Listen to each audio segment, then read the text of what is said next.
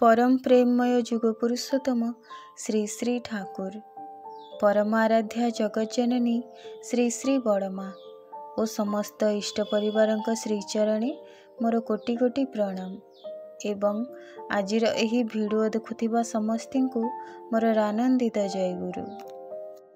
आजिर इष्ट प्रसंग भक्त मानकर किछि प्रश्न और श्री श्री ठाकुरंकर उत्तर। श्री श्री ठाकुर को जड़े माँ प्रश्न करथिले जे झीटी स्वामी निर्वाचन रे कौन नजर देवा आवश्यक। ठाकुर तांको बुझाई कहिथिले गोटे छोट कथाटीए झील मानकर मथारे प्रवेश करई देबाकू हुए।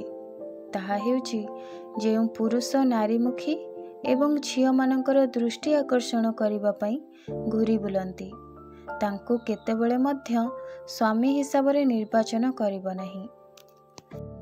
एहा परे सेई माँ पुणी प्रश्न करथिले ठाकुर अनेक समय रे देखा जाए जे बड़ लोक मानकर अयोग्य और अपगंड पुओ जन्म हुअंती अथच अनेक निकृष्ट लोकंकर महाप्रतिभावान पुओ जन्म हेबार देखा जाए, एपरि केमिति हुए।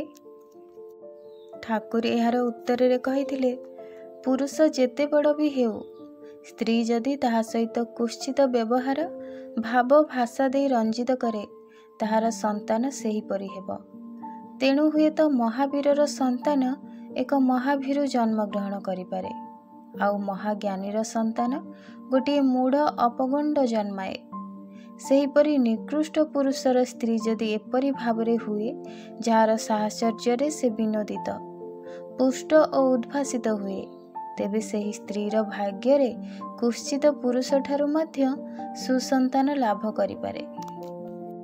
जीवनदा थरे ठाकुर को प्रश्न करथिले ठाकुर मनर द्विधा और संदेह दूरीकरणर उपाय कौन।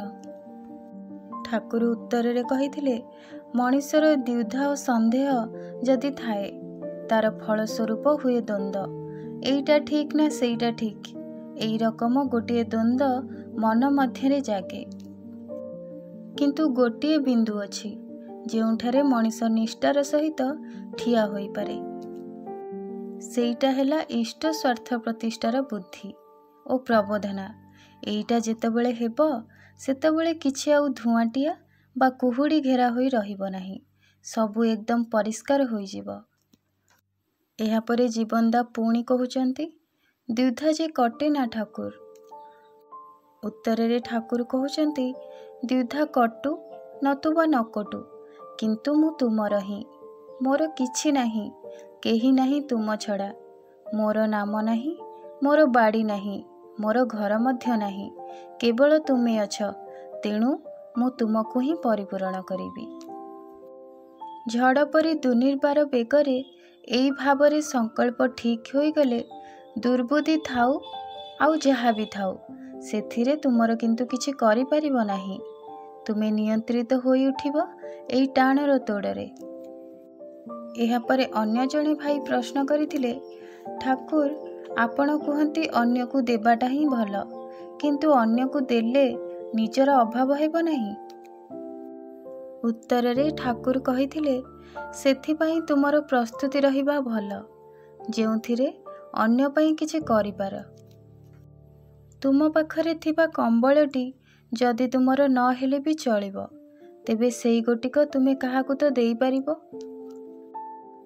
द्रौपदींको वस्त्रहरण समयर पूर्वरु भगवान श्रीकृष्ण थरे जिज्ञासा करिथिले तुमे कौनसी पुण्यकर्म करिछ।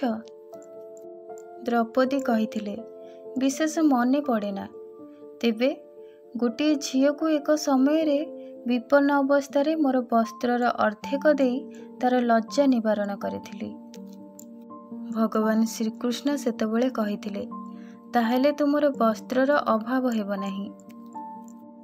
आउ थरे शरदा ठाकुर को प्रश्न करथिले एबे एठारे आपण अछंती आमे देखुछु, ठीक एई समय रे ही आपण कोन बहु दूर रे केउठी भी उपस्थित रही पारंती जेउथिरे सेठाकर लोके आपणको देखि पारिबे।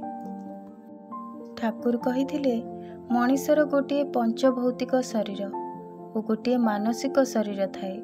मु हुए तो एइठारु भी केउठाकू चली जाए जे समभाव संपन्न ସେ ମୋତେ ଦେଖିପାରିବ।